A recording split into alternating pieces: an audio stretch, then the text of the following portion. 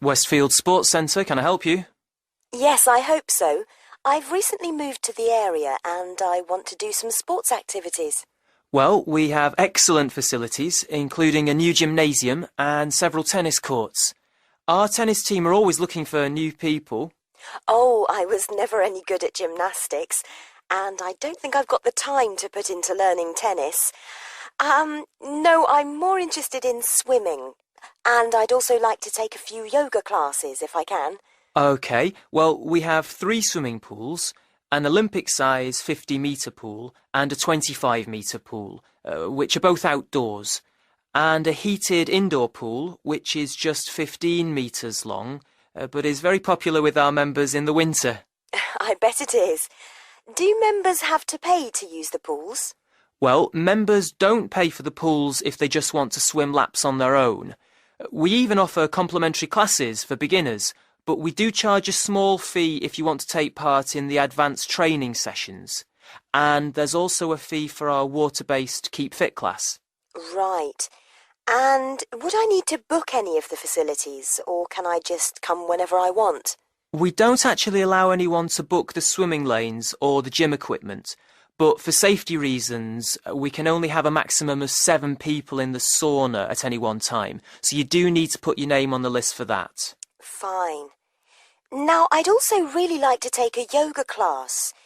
Do you have any?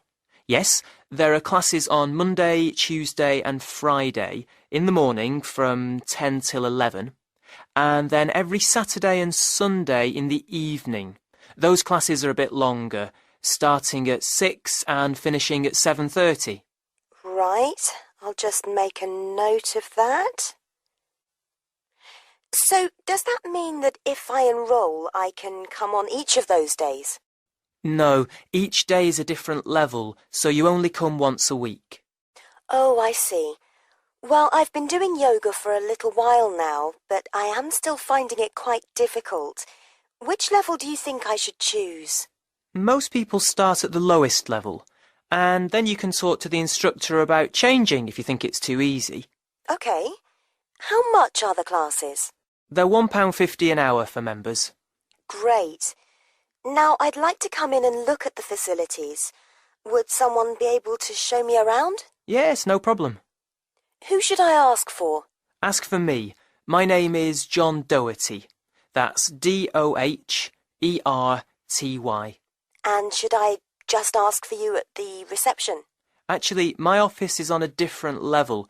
Take the lift up to level 1 and you'll see my name on the door right in front of you. Great. I'd like to come tomorrow, if that's okay. What time suits you? Well, I have appointments from 9 to 10:30, so could you make it 11? I'm sure that will be fine. But can I just take your direct number in case something else crops up? That's a good idea. My number's 0117 965 478. Great.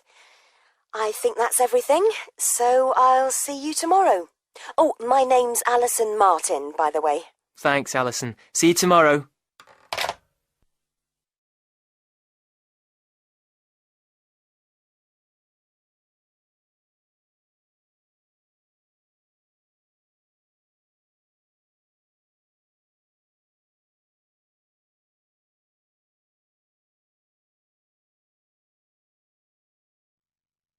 Now turn to section 2 on page 92.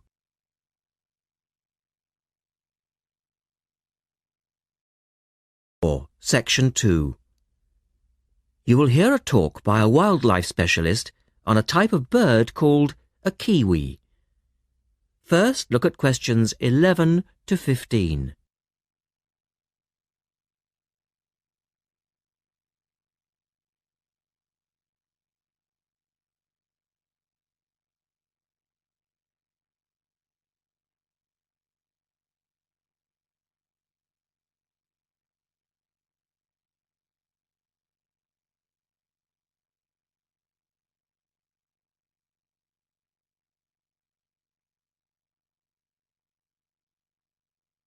As you listen to the first part of the talk, answer questions 11 to 15.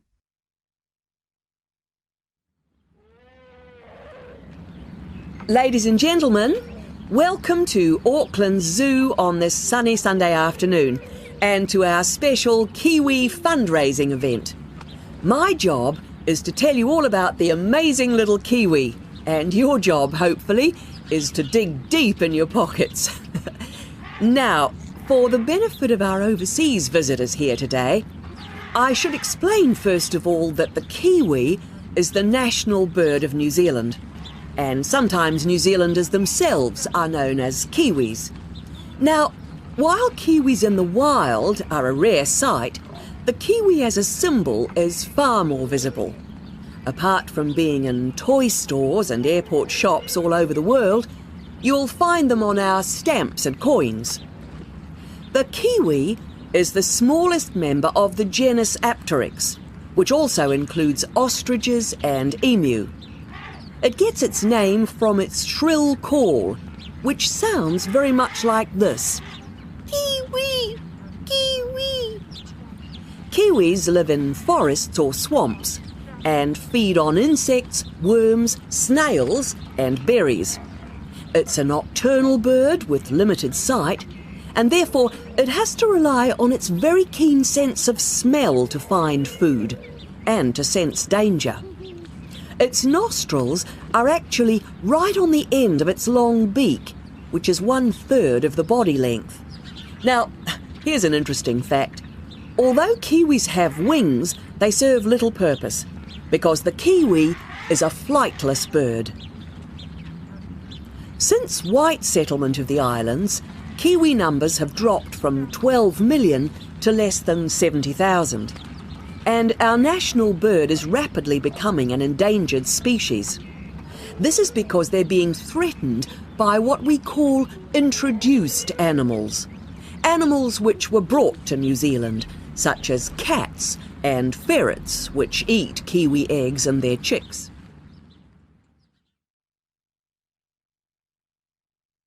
Now look at questions 16 to 20.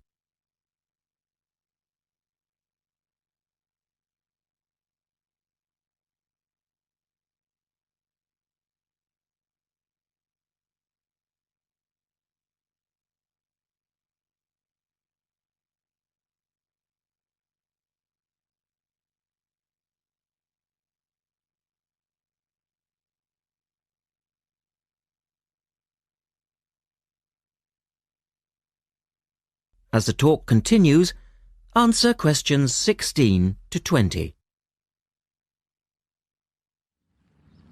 And so we have launched the Kiwi Recovery Programme in an all-out effort to save our national bird from extinction. There are 3 stages to this programme. Firstly, we have the scientific research stage. This involves research to find out more about what Kiwis need to survive in the wild. Then secondly, we have the action stage. This is where we go into the field and actually put our knowledge to work. We call this putting science into practice. And then we come to the 3rd stage, the global education stage. By working with schools and groups like yourself, as well as through our award-winning Kiwi website, we are hoping to educate people about the plight of the Kiwi. As part of the action stage, which I just mentioned, we've introduced Operation Nest Egg, and this is where your money will be going. It works like this. It's a 3-stage process. First of all, we go out to the Kiwi's natural habitat and we collect Kiwi eggs. This is the tricky part, because it can be very difficult to find the eggs. Then, in safe surroundings, away from predators, the chicks are reared. Now, this can be done on predator-free islands or in captivity. They're reared until they're about 9 months old, at which stage the chicks are returned to the wild. So far, it's proving successful. And since we started the programme, some 34 chicks have been successfully raised this year, and their chances of survival have increased from 5 to 85%. However, It's not time to celebrate Kiwi survival just yet. About 95% of Kiwi chicks still don't make it to 6 months of age without protection. Which is why Operation Nest Egg is so important. And we ask you to give generously today.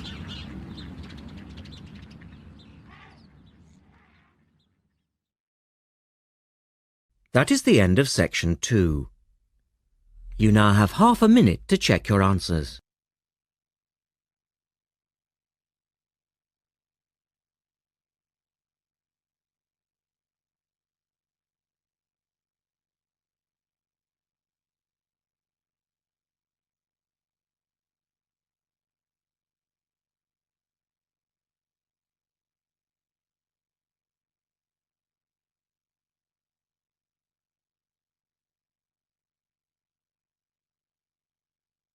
Now turn to section 3.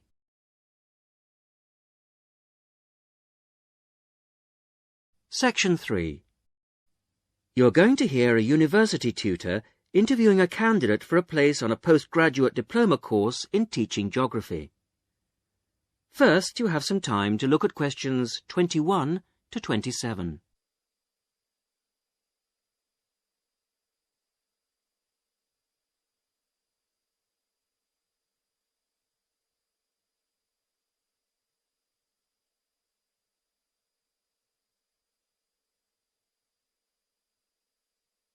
Now listen carefully to the first part of the interview and answer questions 21 to 27. Hello. Jonathan Briggs, isn't it? Yes, that's right. Do come in and sit down. Thanks. Right.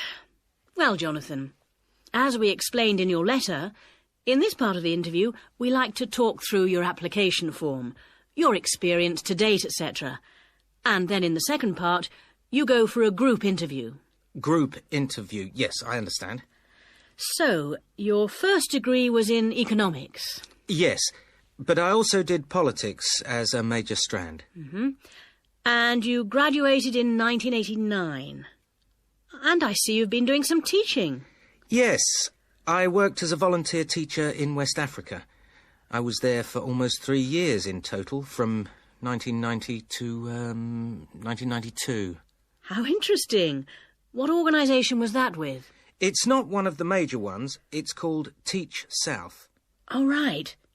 Yes, I have heard of it. It operates in several African countries, doesn't it? And what kind of school was it? A rural cooperative. Oh, a rural cooperative. How interesting. And what did you teach? A variety of things in different years. I did, with forms 1 to 3, mainly geography, and some English with form 5. Then, in my final year, I took on some agricultural science with the top year. That's form 6. Right. Quite a variety, then. I also ran the school farm. How interesting. Before the interview continues, you have some time to look at questions 28 to 30.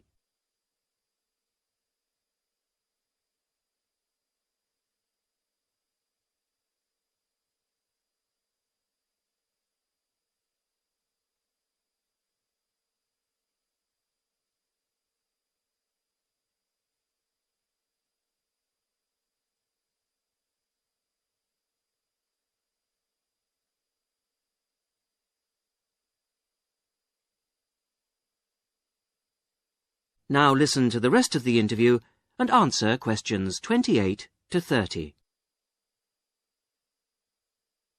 And how did you find the whole experience?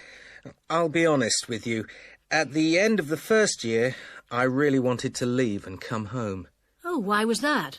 Well, I was very homesick at first and missed my family. Oh, yes, I can understand that. And I also found it frustrating to have so few teaching resources. But I did decide to stay, and in the end I extended my tour to a 3rd year. Right. Things must have looked up then. Yes, we set up a very successful project, breeding cattle to sell locally. Really?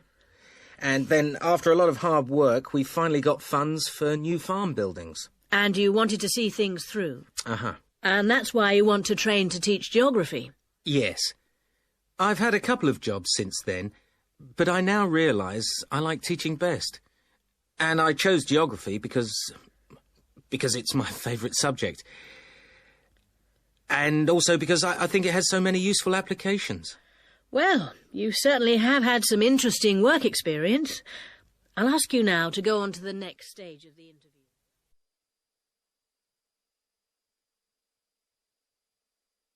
That is the end of section 3. You will now have half a minute to check your answers.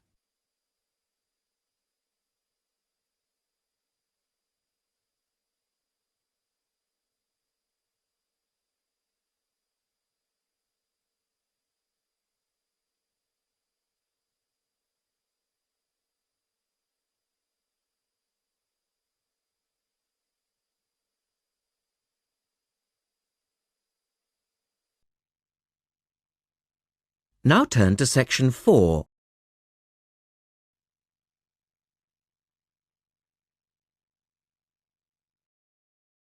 Section 4. You will hear a lecturer talking about food preservation. First, you have some time to look at questions 31 to 37.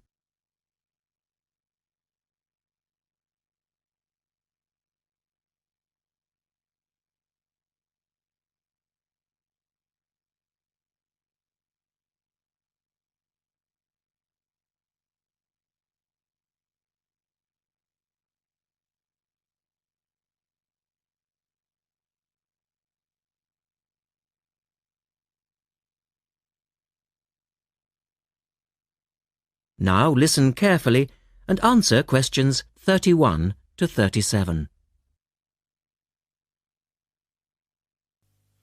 In today's lecture, I'd like to look at the topic of food preservation and start by asking the obvious question, why do we need to preserve food?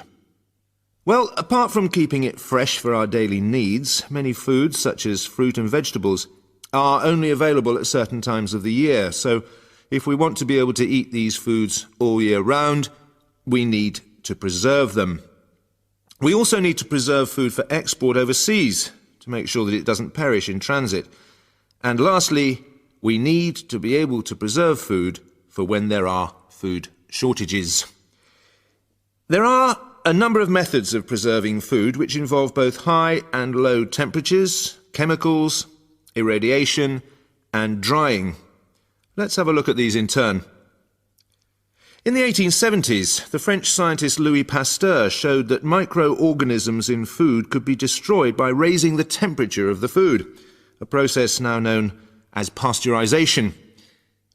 This involves heating milk to just 65 degrees Celsius for 30 minutes. A new method, the ultra-high temperature, or UHT process, involves heating milk to 150 degrees Celsius for 3 seconds.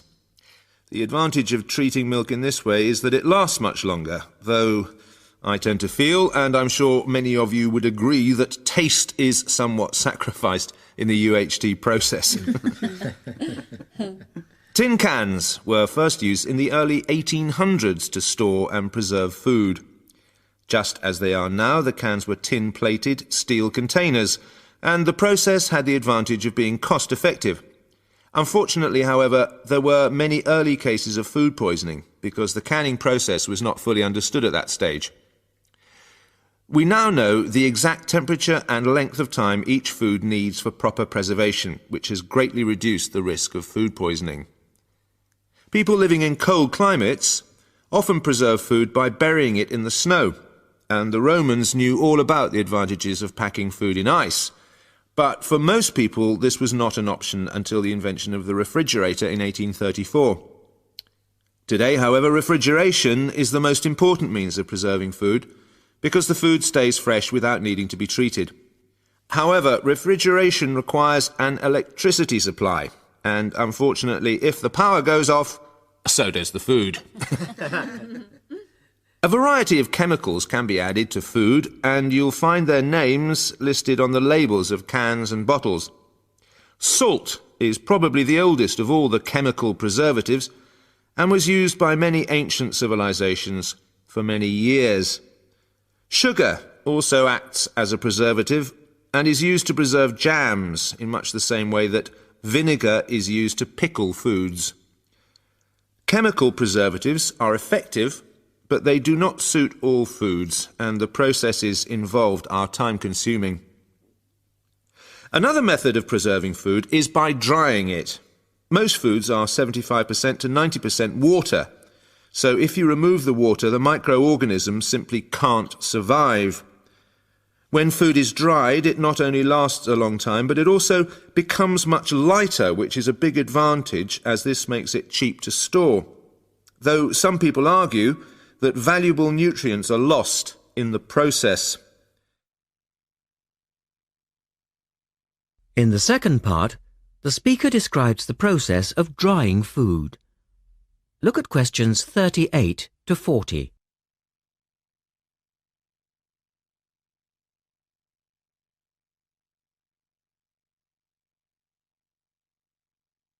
Now listen carefully and label the diagram. Early methods for drying food involved cutting it into strips and hanging it in the sun or over fires. But there are now a number of more modern methods which involve the use of recent technology. One of these is known as roller drying, and it's a highly effective way of making dried foods from liquids, such as soup. Have a look at this diagram to see how it works. Well, first of all, the hot soup is poured in at one end here. The liquid spreads to form a thin layer on a heated belt. The liquid dries as it moves along. By the time it reaches the end of the belt, all the water has evaporated, leaving only dry powder. A blade then scrapes the dried material off the roller and captures it in powder form. All you have to do is add boiling water, and you have your hot soup back again, ready to drink. Another method is called freeze drying, and for those of you who still remember...